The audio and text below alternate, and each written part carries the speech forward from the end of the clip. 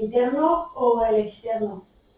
Puede ser una discapacidad de cualquiera de los sentidos, pero normalmente las que son más comunes son la discapacidad auditiva y la discapacidad visual. La discapacidad intelectual es la limitación del funcionamiento intelectual en las habilidades diarias de una persona que aprende y le sirve para responder a diferentes situaciones de la vida. Después tenemos la discapacidad psíquica o mental, que es cuando hay alguna alteración de tipo conductual o de comportamiento adaptativo. Esta discapacidad normalmente suele ser cuando alguna persona tiene un trastorno mental. También está la discapacidad visceral, que normalmente es la que menos se conoce, y es cuando hay alguna deficiencia en alguno de los órganos.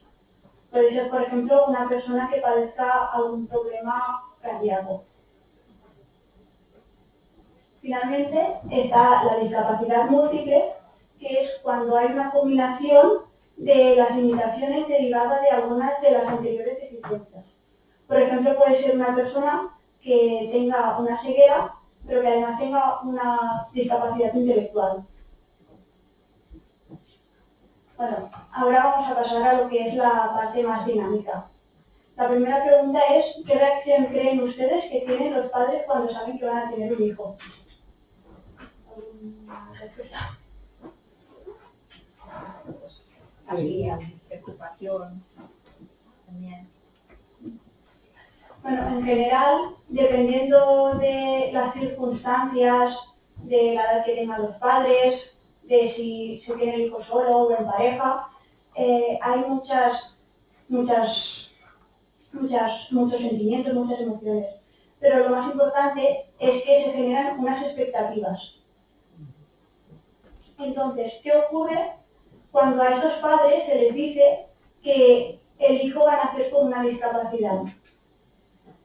Normalmente lo que pasa es que en un principio se produce un gran impacto. En un primer momento los padres empiezan a sentirse culpables, decepcionados, tienen una ruptura de estas expectativas. Suelen ser padres que no tienen conocimientos ni recursos para abordar la situación, ya que se trata de un acontecimiento que para ellos suele ser inesperado, extraordinario y incomprensible. Según una doctora muy famosa, que es la doctora Elizabeth Kübler-Ross, cuando desde el momento en el que se sabe el diagnóstico hasta que se acepta, se pasa por 5 fases de duelo. Estas fases son la de negación, agresión, negociación, depresión y aceptación. La primera fase, que es la de negación, es cuando hay un rechazo de la situación. Los padres entran en shock y no saben qué hacer. Están con la esperanza de que el diagnóstico sea erróneo. Pero esto solo se trata de una defensa temporal que puede llegar a ser reemplazada por la aceptación parcial. En esa etapa normalmente lo que se produce es cierta desorientación y desconcierto. La segunda etapa es la de agresión. Es una etapa donde se producen muchos sentimientos. Puede haber agresión de un padre al otro, o culpar a la pareja de la discapacidad del hijo.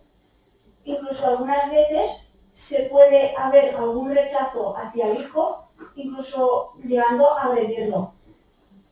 También se produce un enfado con el médico, la religión o la vida. Es una etapa en la que se producen esos cambios debido a una impotencia y a una frustración que sienten los padres en ese momento. Por eso muchas veces esta fase termina con sentimientos de culpa o de vergüenza. La tercera fase, que es la de negociación, es cuando no se acepta la discapacidad del hijo por completo, pero los padres ya se muestran más abiertos al diálogo y ya como que empiezan a negociar más tanto con el médico como con el niño. La cuarta fase es la de depresión, es cuando ya se acepta lo que es la situación, se producen una serie de síntomas que pueden ser el agotamiento físico o mental, la falta de apetito, apatía, aumento del sueño. Normalmente suelen ser síntomas producto de una depresión. Y finalmente ya se llega a la quinta fase, que es la de aceptación, pero esta aceptación puede ser total o parcial. De todos modos, aunque ya se haya aceptado, se puede volver a una fase anterior en caso de que se produzca alguna crisis. De todos modos, aunque estas sean las fases que nos dice la doctora Elizabeth Kubler-Ross, no todos los padres van a pasar por estas fases.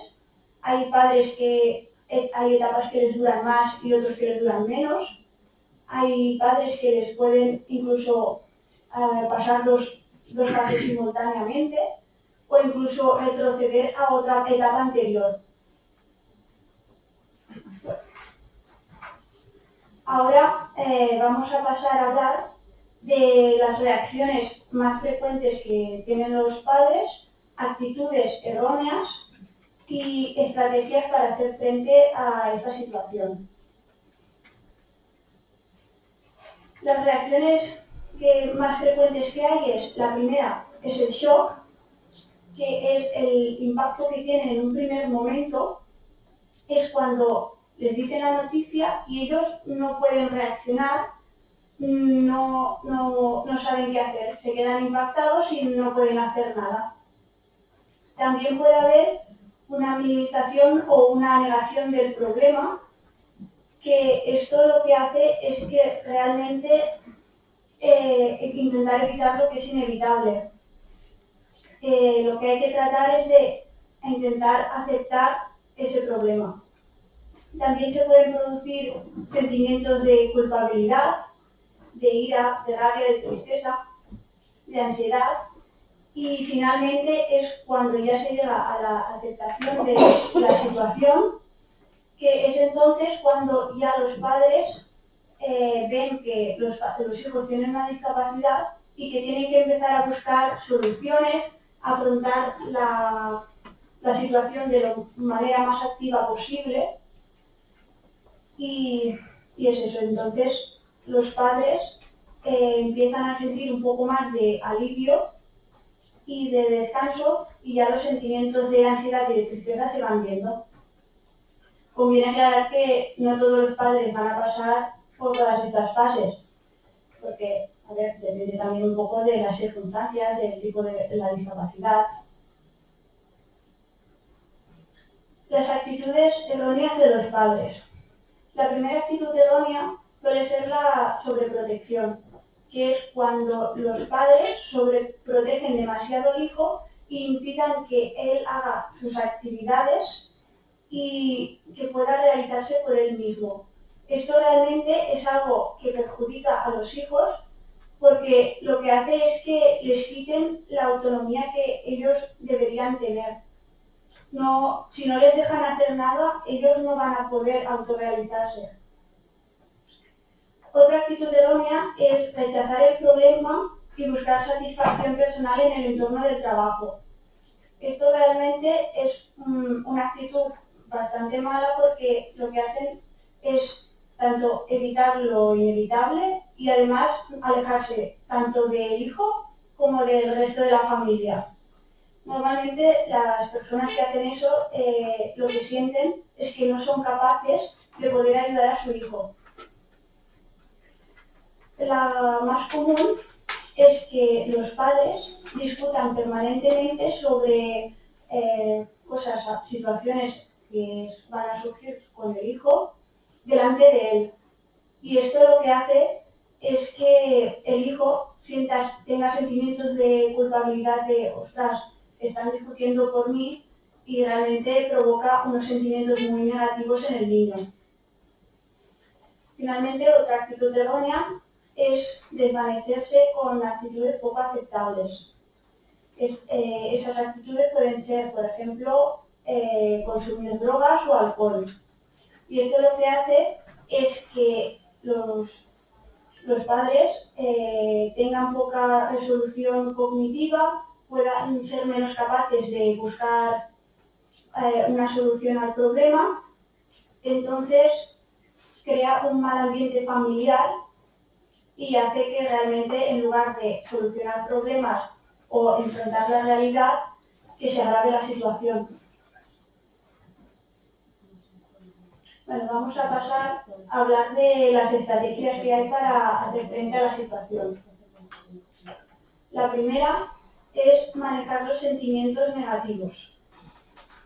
Es evidente que van a aparecer sentimientos negativos como puede ser la ira, la rabia, la tristeza, el enojo, pero en lugar de esconderlos, es mejor identificarlos y poder aguantarlos. Es mejor que se reconozcan. Entonces, en el momento en el que se reconocen, es el momento en el que se puede hacer algo para... Gracias.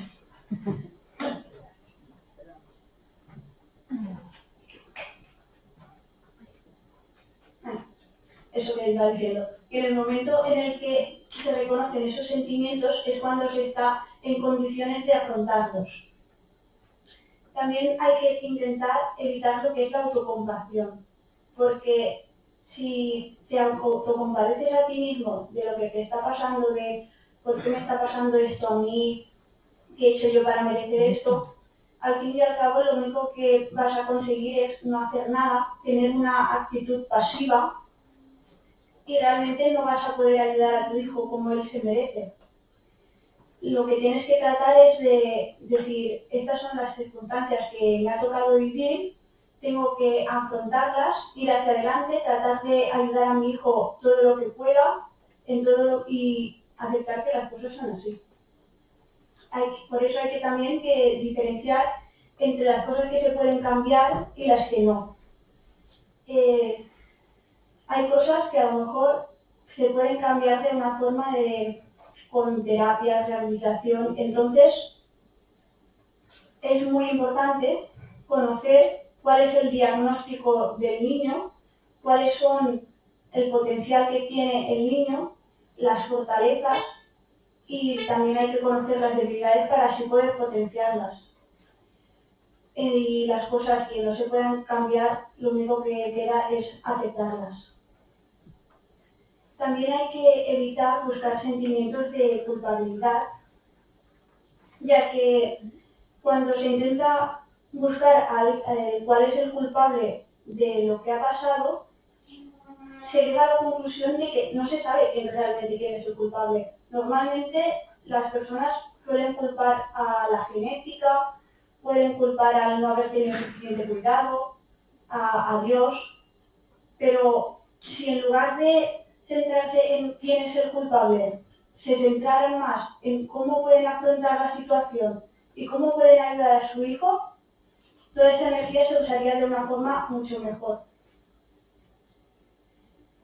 También hay que buscar información sobre la discapacidad. Es importante porque el conocer lo que tiene el hijo puede ayudar a mejorar la relación con él. Por eso es mejor hablar con una persona que ya esté especializada en estas situaciones, que pueda ayudar tanto a los padres como al niño de la mejor manera posible para así poder sacar el máximo provecho a todo lo que pueda hacer el niño. También hay que buscar ayuda en padres que tengan la misma discapacidad. Para eso suele haber asociaciones de padres o incluso de hermanos que lo que hacen es reunirse para hablar de sus hijos, de cuáles son sus problemas, sus expectativas, y también se puede hacer una lista de preguntas antes de ir a estas reuniones. También se puede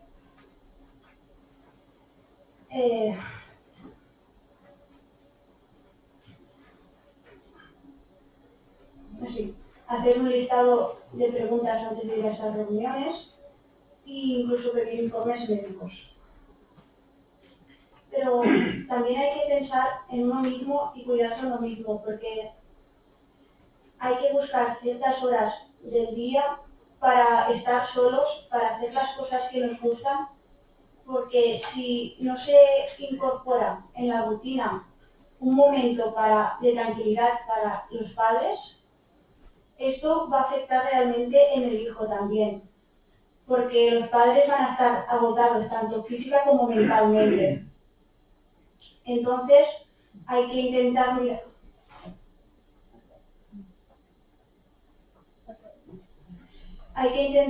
mirar por el bien de los hijos también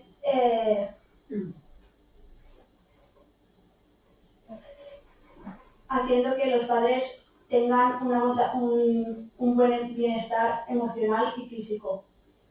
Entonces conviene incluir en la rutina, en algún momento, por ejemplo por la mañana al principio o al final de la tarde, algún momento para hacer las cosas que realmente nos gustan, para así estar mejor y eso realmente después se refleja en los demás, en los hijos sobre todo. Pero de todos modos, la más importante es ser sinceros con nosotros mismos. Aceptar que vamos a tener sentimientos negativos, intentar vivir con lo que ha pasado, con esta situación y tratar de ir hacia adelante y no intentar ocultar sentimientos por el hecho de pensar a lo mejor voy a ser un mal padre, voy a ser una mala madre, porque a lo mejor siento sentimientos de tristeza o porque a lo mejor pienso que mi hijo no es suficiente. Hay que ser sincero, pero... Sí, Pablo, una pregunta.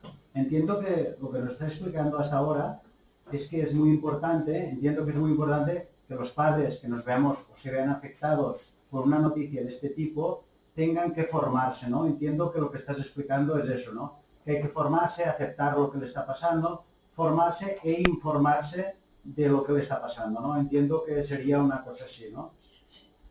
Sí, los padres, en el momento en el que saben la discapacidad del hijo, tienen que intentar informarse sobre el máximo para así poder potenciar todas las capacidades que tiene el hijo, porque a lo mejor un hijo puede que le nazcan y tenga que ir en silla de ruedas, y a lo mejor no va a poder ser corredor de fútbol o no puede, pero a lo mejor pueden potenciar otra habilidad que le guste la música y puede tocar un instrumento súper bien y igualmente igualar las expectativas que tienen al principio los padres. Vale. Entonces he entendido bien que el tema de la discapacidad es una disfunción de una de nuestras pues, actividades motoras o sensoriales, ¿no? Pero esto no quiere decir que no podría ser que todos seamos discapacitados en algún otro modo o no. No quiero entrar en el terreno de la filosofía, sino en la psicología, ¿no? Pero todas las personas tenemos, o yo creo que tenemos unas aptitudes y tenemos unas carencias. Entonces, las personas, todos tenemos algunas carencias. Entonces, ¿todos somos discapacitados o no? Realmente todos tenemos, nadie es perfecto, todos somos imperfectos, pero la discapacidad se empieza a tener en cuenta cuando llega a cierto umbral. Vale, ahora entiendo un concepto más de discapacidad. Gracias. Bueno, yo lo que veo, por ejemplo, ya las personas que acariciamos una calva o nos peinamos unas canas, es que antes se escondía mucho esto. Y veo que será un gran avance, me parece, desde mi punto de vista, porque era un poco la vergüenza de no ser yo lo suficientemente hombre. Hablo del tiempo corrido por esta vida, ¿no? Entonces yo creo que se ha hecho un avance, se ha mejorado bastante este tema, creo. Sí, la verdad es que la sociedad ha ido avanzando mucho y ahora cada vez se están adaptando más los sitios y los sitios públicos para la gente con discapacidades, para que todos podamos tener los mismos derechos y las mismas oportunidades. Muy bien, gracias.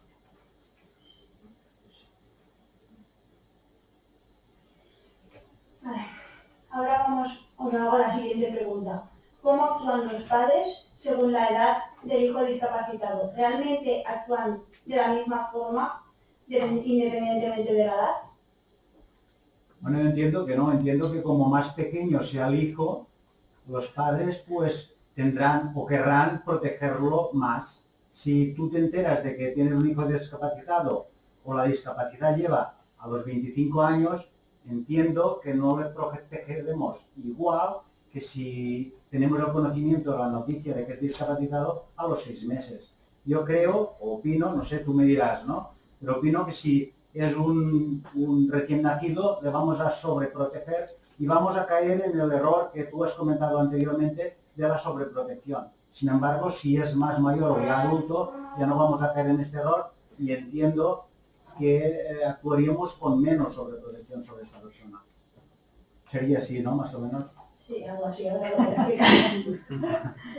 Bueno, durante la edad escolar se presentan un montón de retos para los padres. Hay una búsqueda de servicios especiales que puedan satisfacer las necesidades que tiene su hijo y esto normalmente lo que produce es una fuente de tensión adicional porque normalmente no hay muchos recursos para ayudar a esos padres que tienen a su hijo con discapacidad. También hay un cambio en la rutina y en los horarios porque la familia tiene que estar más tiempo con el niño y tiene que cubrir las necesidades que demanda el niño. También suelen tener sentimientos de estar aislados o de ser una familia distinta que no puede hacer algunas cosas que hacen la mayoría. Entonces, lo que se hace es que se suele buscar un apoyo o una comprensión en padres que tengan una situación similar. También hay que se enfrentan a la evidencia de que su hijo es realmente diferente y que en algún momento puede provocar una situación de tensión entre uno o varios familiares. También hay menos tiempo para otras actividades que antes se hacían. A lo mejor a los padres el tiempo de ocio se les reduce o incluso puede llegar a que se elimine totalmente. Por otra parte, también suele haber una sobrecarga, ya que el padre o la madre asumen la discapacidad del hijo y entonces se sienten como sobrecargados o atrapados. Por eso es importante que los padres sientan el apoyo de otros familiares más próximos y amigos, para que así se les reduzcan esos sentimientos que tienen de sobrecarga. Por otra parte, también por parte de los hermanos, suele haber también sentimientos de rivalidad, de amor, de protección, de coraje y de envidia. Bueno, cuando estos niños llegan a la adolescencia, lo que hacen es que se produzcan unas diferencias entre su hijo y los demás niños de la misma edad, porque mientras los niños de su edad ya lo que quieren es encontrar su sitio en la sociedad y poder llegar a ser más independientes, su hijo sigue siendo indiferente ante estos cambios.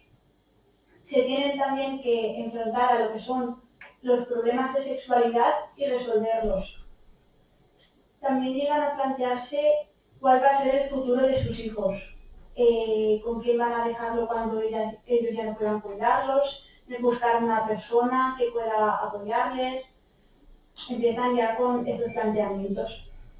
Y además también tienen que aclarar las diferencias entre su matrimonio y otros, porque mientras ya hay otros matrimonios que empiezan a tener más tiempos de intimidad, pueden estar más tiempo solos en casa o incluso salir más, ellos todavía tienen que seguir cuidando a su hijo. Finalmente, durante la etapa adulta, se plantean la pregunta de quién cuidará de sus hijos cuando los padres ya no puedan hacerlo. Esta pregunta normalmente se suele cuestionar cuando se trata de una persona que tenga una diversidad funcional grave, porque si es así leve, son capaces de cuidarse a sí mismos y tener suficiente autonomía.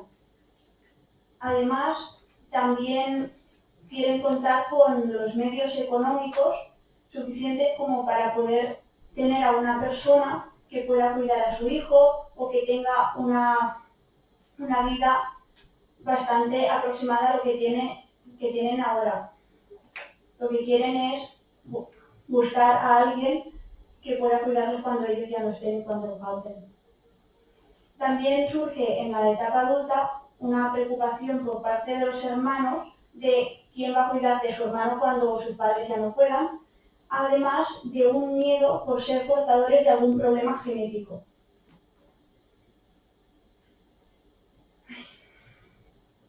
Bueno, ahora vamos a hablar de las necesidades que tienen los padres con hijos discapacitados, porque al igual que los hijos tienen sus necesidades, los padres también las tienen y también hay que atender a estas necesidades. Estas necesidades son la de información, de formación y de apoyo.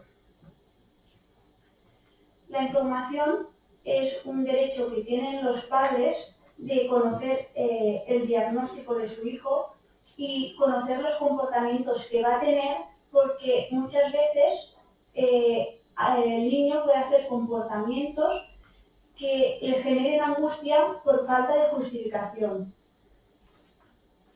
Por eso, con una buena fuente de información podemos ajustar las expectativas del niño y adaptarlas tanto a sus necesidades como a su realidad. Hay que informarse muy bien sobre el tipo de discapacidad y los métodos de actuación que hay, ya que puede favorecer el desarrollo integral del niño y así hacer valer todo el potencial que tiene. Aunque aún así el potencial también dependerá mucho del nivel cognitivo que tenga, los recursos de comunicación, la motivación que tenga el niño hacia el entorno, la intencionalidad y la afectividad. Por otra parte está la necesidad de formación, que es cuando a los padres se les dan estrategias de intervención en el área de comunicación, como cómo instaurar un sistema de apoyo. También se les dan estrategias de intervención para que favorezcan la interacción social. Además, se les tienen que dar armas para que sean capaces de ser autoeficaces, que puedan saber cuidar de sus hijos y darles herramientas para que ellos se sientan bien como padres y que sean capaces de afrontarlo. Además, también hay que aceptar los sentimientos y manejar las emociones. Hay que tratar primero de identificar cuáles son los sentimientos, comprenderlos y luego ser capaces de expresarlos verbalmente.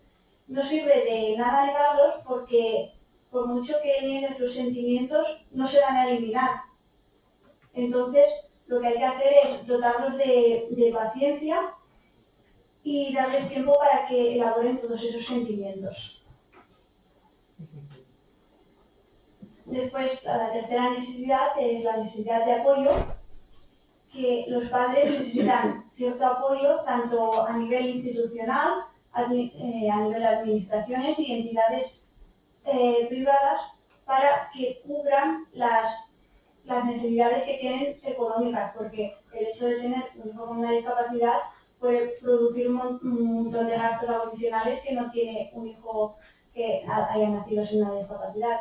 Por eso, en todas esas instituciones lo que dan son ayudas económicas, formativas y servicios que cubren tanto las necesidades del niño como las necesidades de sus familias.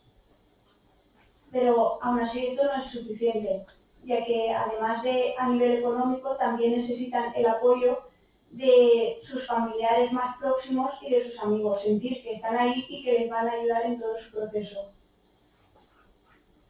En cuanto a las relaciones sociales, los padres también tienen que sentir cierto apoyo, y por eso es cuando van a asociaciones de familiares y a grupos de autoayuda, donde aquí exponen sus expectativas, sus necesidades, entre todos se pueden apoyar y llegar a un objetivo mejor.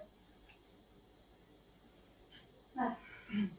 Vamos a hablar ahora de las relaciones sociales de las familias con hijos discapacitados. Al principio de todo se puede producir cierto aislamiento. Las familias lo que hacen en un primer momento es aislarse de los demás y evitan encontrarse con familias que a lo mejor no entiendan la situación, que la niegan o que simplemente no son tolerantes con esta.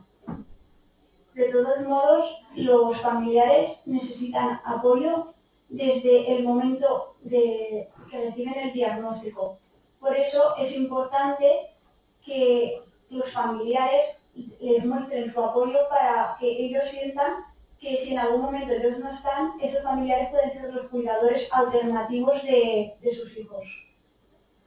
Pero aún así, evidentemente, los padres siguen necesitando tener sus relaciones sociales y el poder mantener su tiempo de ocio y tiempo libre. ¿Cómo se ve afectada la dinámica social? Bueno, principalmente la dinámica social se ve afectada en el trabajo, ya que al principio los padres normalmente a uno de los dos tiene que dejar de trabajar o trabajar a tiempo parcial para poder atender a las necesidades del niño. Esto normalmente puede producir un ahorro económico, ya que se tiene menos tiempo, menos dinero para poder pagar terapias, rehabilitación, los centros educativos especiales que pueden necesitar los hijos. También hay una problemática que es que la dedicación al hijo discapacitado puede hacer que haya una menor dedicación a los otros hijos. Y esto lo que puede producir es que los demás hijos puedan sentir un sentimiento de abandono o de soledad. Por eso los hermanos, normalmente en la etapa de la infancia, pueden sentir ciertos celos, pueden sentir que son menos queridos por sus padres, tener sentimientos de culpa, sentir que no son responsables de sus hermanos, guardar sentimientos negativos o incluso sentirse incomprendidos y perdidos. Y en cuanto a la relación de los padres como pareja, pueden tener menos intimidad y entonces eso puede producir ciertos problemas en la pareja.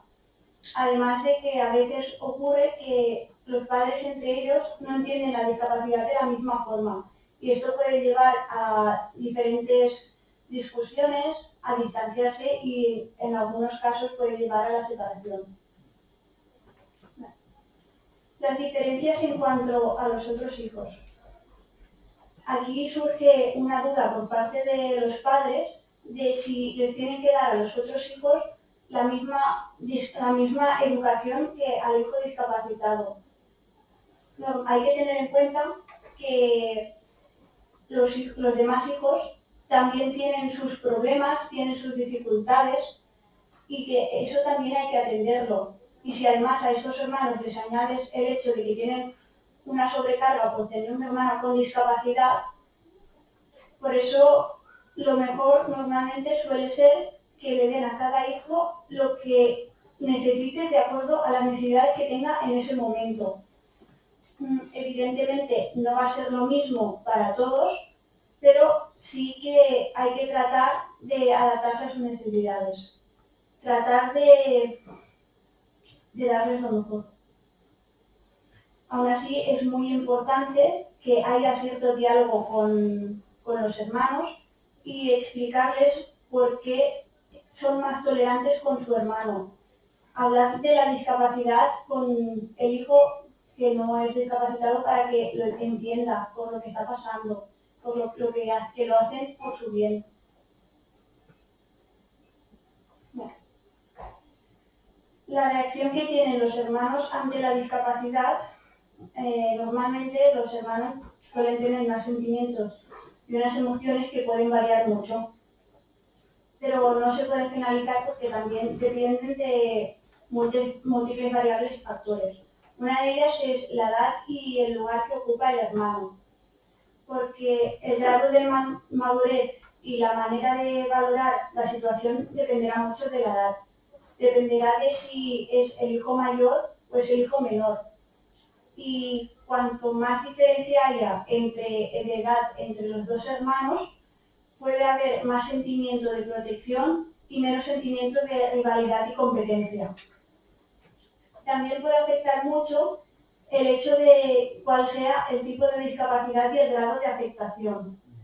Porque si la discapacidad es más difícil, habrá que hacer más revisiones médicas, más hospitalizaciones, y eso puede hacer que el niño que no tiene la discapacidad se sienta más abandonado, que esté más veces en casa solo y que tenga ese sentimiento de abandono.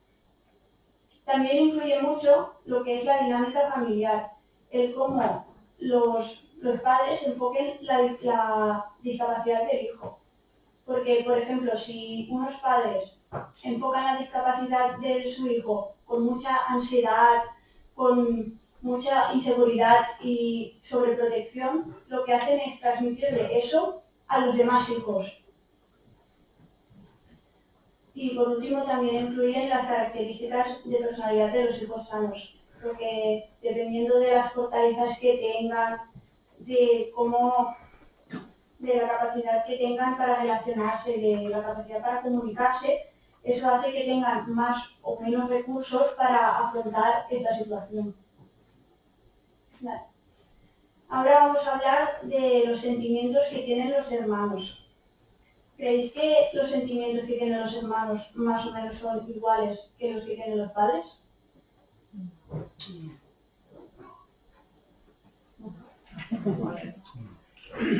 Son otros.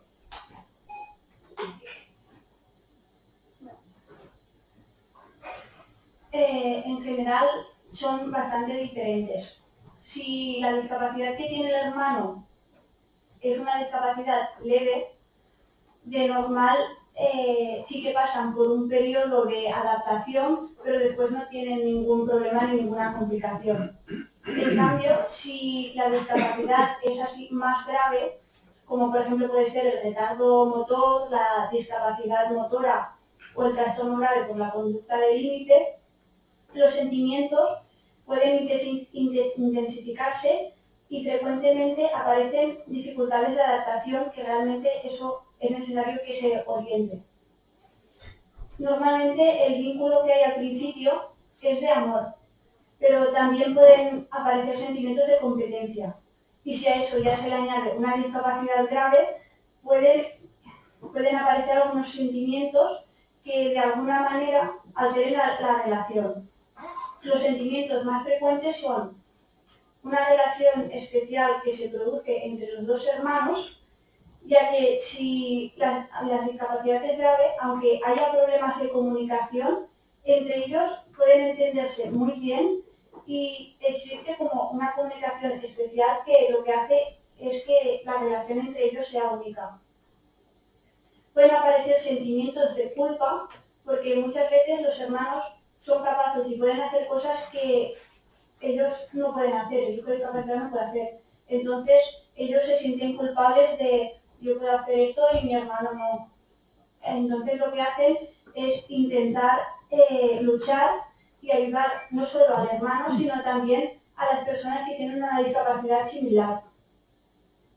También pueden aparecer sentimientos de soledad, ya que los padres, pues debido a las necesidades del hijo discapacitado, están más pendientes de él y hacen que a lo mejor el hijo sano se pueda sentir más solo.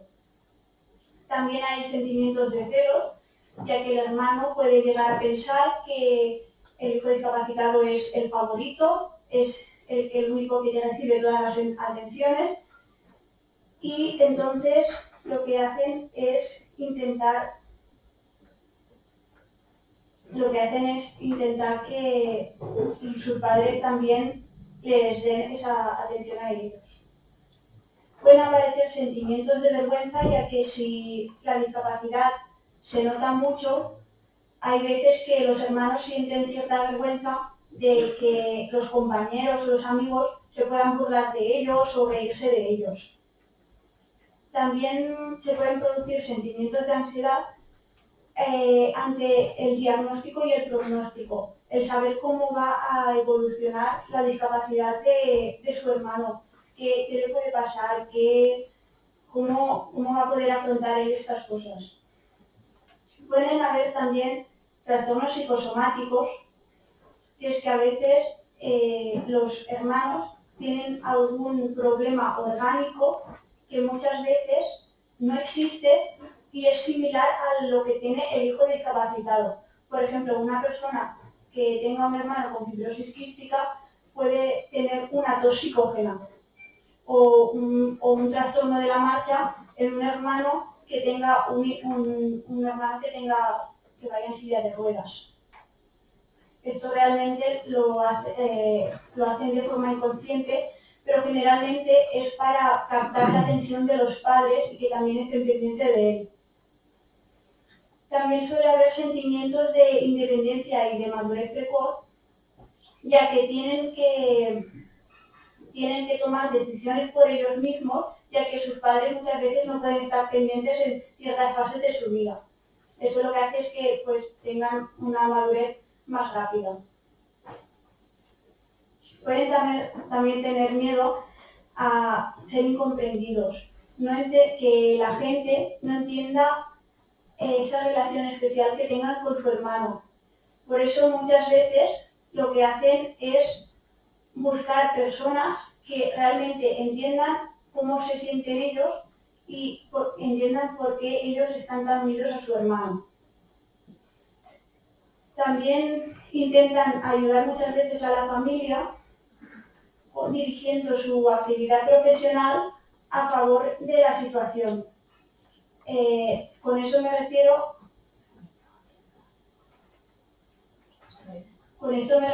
a que muchas veces intentan dirigir la actividad profesional hacia algún tratamiento o a buscar alguna cura para la enfermedad que tiene el hermano. Digamos que la situación que ha vivido en casa y está viviendo ha hecho que él tenga más curiosidad y más ganas por tratar esa problemática. E incluso hay muchas veces que intentan huir de la responsabilidad de atención y lo que hacen es tratar de independizarse lo antes posible.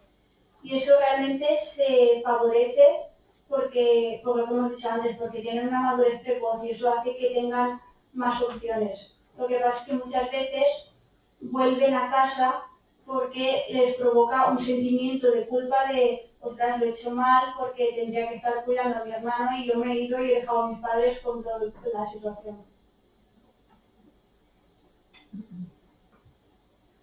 Vale.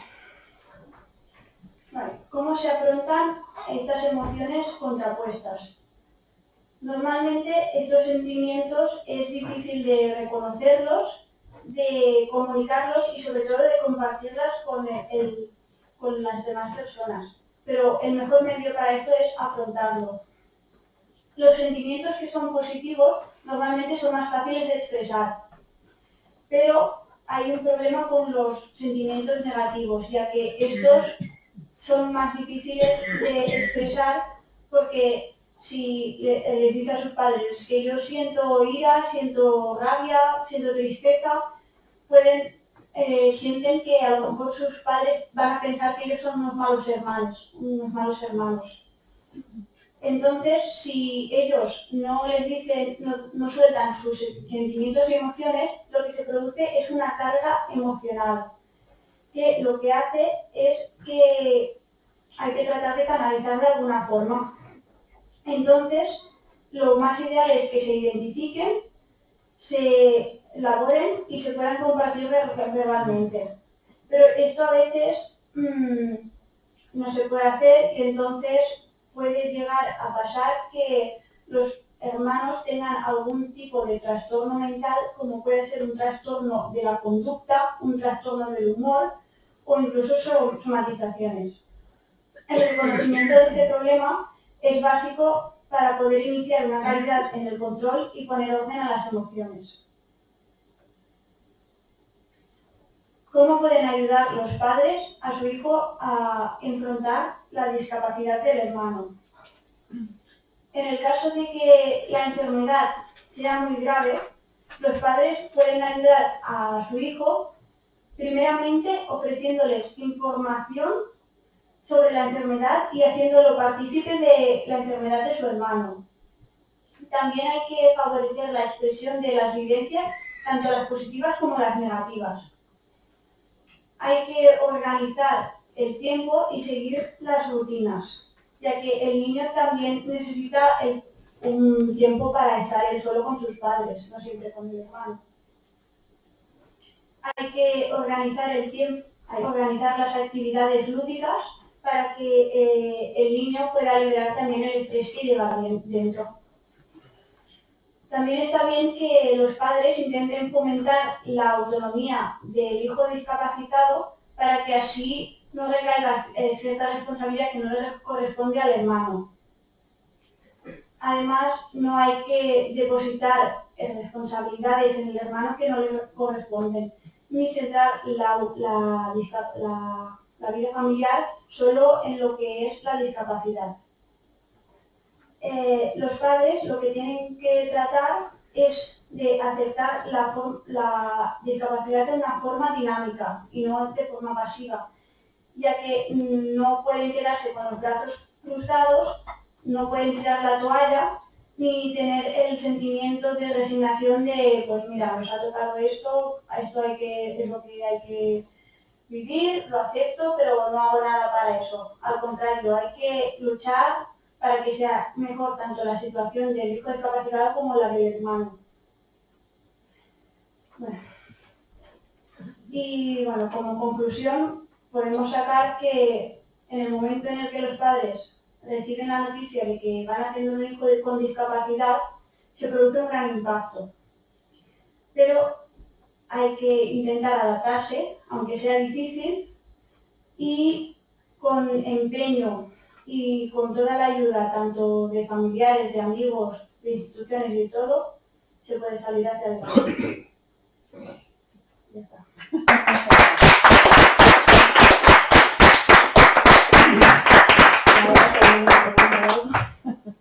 Sí, yo tengo una pequeña, no es una pregunta, es una pequeña reflexión. Es verdad que cuando tú decides un hijo y tienes la noticia de que tienes un hijo, se crean unas expectativas. Entonces, cuando recibes la noticia de que tienes un hijo discapacitado, coincido con la doctora Elizabeth Kübler-Ross que hay 5 fases las cuales pasas. Y la reflexión que quiero hacer es sobre la 5ª fase, que es la de aceptación. Cuando tú llegas a la fase de aceptación, entonces vuelven a hacerse unas nuevas expectativas. Y entonces la pregunta que te hago es, ¿puede ser que estas nuevas expectativas sobre tu hijo superen las expectativas iniciales que tendrías al principio? A ver, superar las expectativas que había al principio, no. Sí que se puede llegar a tener las mismas expectativas que se tenían antes de otra forma, siempre tanto aceptando que el niño tiene una discapacidad y que tiene ciertas debilidades, pero como todos los niños. Por eso he dicho, y es importante, que se trate de potenciar las fortalezas que tienen los niños para así poder tener una vida lo más normal posible. Primero felicitarte, ¿vale? Simplemente es un matiz. Yo es que pienso que la sociedad debe ser más generosa y no utilizar la palabra discapacitado. Utilizar la palabra diversidad funcional, ¿vale? Bien sea motriz, bien sea intelectual, emotiva, psicológica, ¿vale? Porque yo, como muchos estamos aquí, en teoría no soy discapacitado, pero tengo mis limitaciones. ¿Me explico? Yo pienso que deberíamos, es una opinión, dar un paso y eliminar de nuestro vocabulario, y con eso no te quiero decir nada, la palabra discapacitado. Simplemente es otra persona diversa.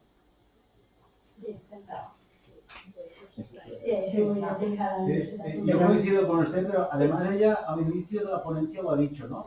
Que había una definición, que era la que define la Real Academia Española.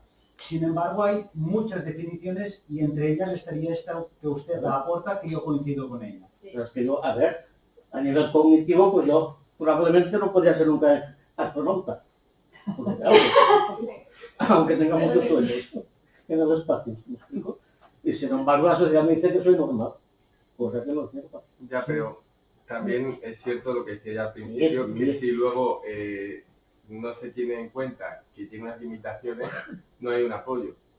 Entonces está claro que está bien tener los dos puntos de vista. Yo lo comparto contigo. Socialmente deberíamos ser más generosos, hablar de diversidad funcional, no de discapacitados, no pienso.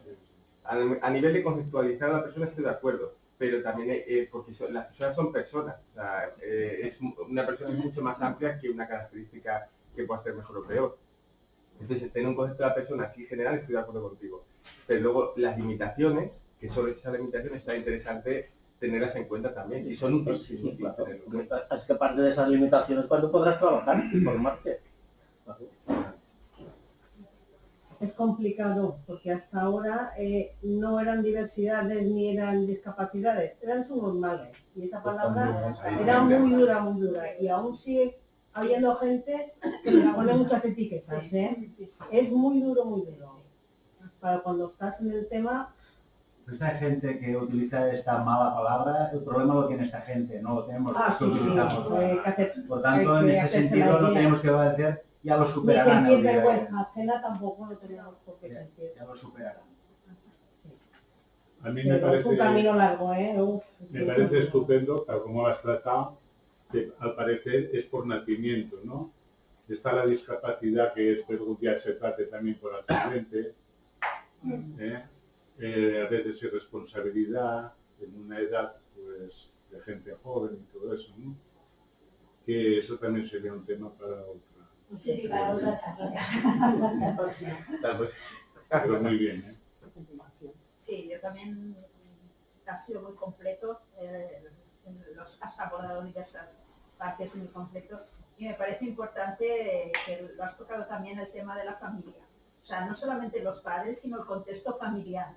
También que la necesidad esta de formación, como decía la intervención aquí, de las distintas fases y las estrategias, que no solamente la formación vaya dirigida a los padres, sino también a todo el ambiente familiar. Lo digo porque a veces esos errores también se extienden en tíos, en abuelos, de protección, de ser diferente, y que haya esa formación familiar que un poco lo has indicado, es importante. Y sobre todo resaltar el problema más que se vive de forma continua, que es la ansiedad. ¿Qué pasará con él en cada etapa? ¿Cómo evolucionará su proceso? Ese tema de ansiedad es lo que más... ¿Alguien quiere decir algo más? ¿No? Pues nada. Bueno, pues cierro yo, Paula, evidentemente dándote las gracias en nombre del teléfono por tu tiempo, por tu dedicación y por su trabajo. Y la próxima charla lleva por nombre El Silencio y será el próximo 31 de marzo. Muy bien. Sí, pero antes